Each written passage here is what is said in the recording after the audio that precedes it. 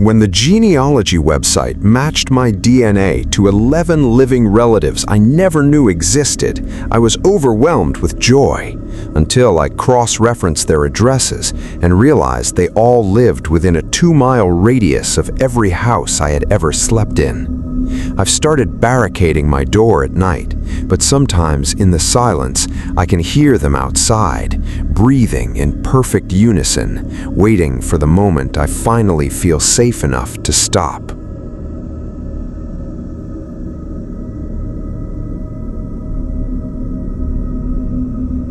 The fertility doctor smiled and told me the implantation had been a miraculous success.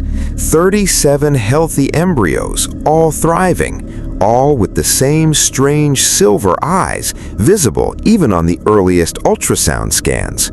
When I asked how that was scientifically possible, he tilted his head at an angle no human neck should allow and said quietly that science had absolutely nothing to do with it.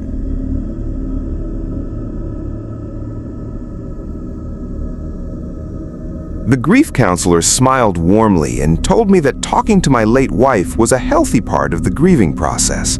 It wasn't until I mentioned her responses that he slowly closed his notepad, slid his chair back, and asked how long ago exactly I had buried her in the garden.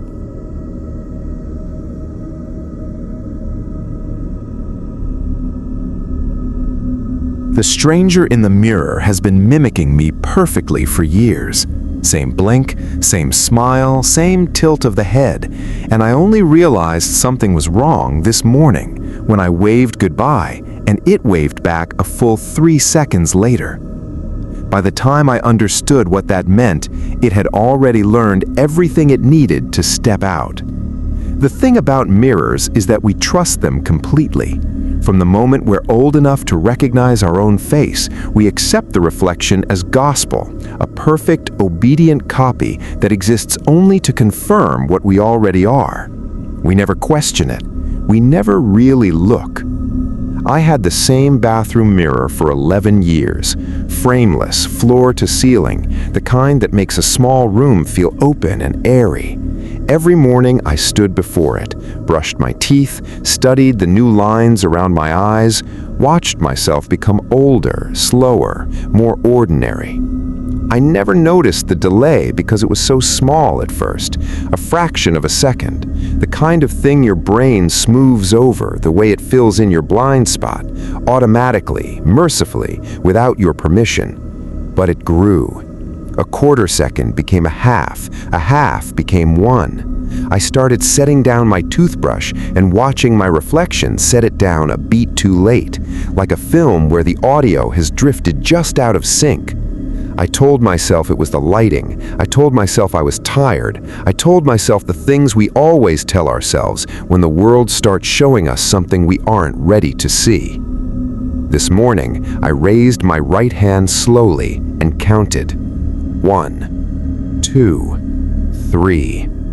It raised its hand on 3, and it smiled, not the uncertain testing smile I wore, but something wider, something that had been practicing. I stepped back from the mirror. It stepped forward. I ran for the front door. I heard footsteps behind me, barefoot on tile, then hardwood, then the soft compression of the doormat, and I didn't look back. I couldn't. Because here's what I know about mirrors, what I should have always known. A reflection doesn't need to escape. It just needs you to forget which side of the glass you're standing on.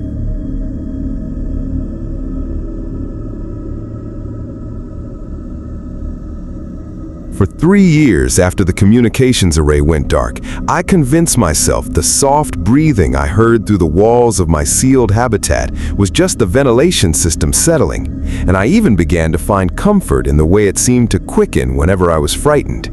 Until the day the rescue ship finally arrived and the commander pulled me aside, her face pale, to whisper that the habitat's life support had failed on day 1 and that I had been clinically dead the entire time, preserved and fed upon by something that had learned with terrible patience to keep me just alive enough to keep me scared.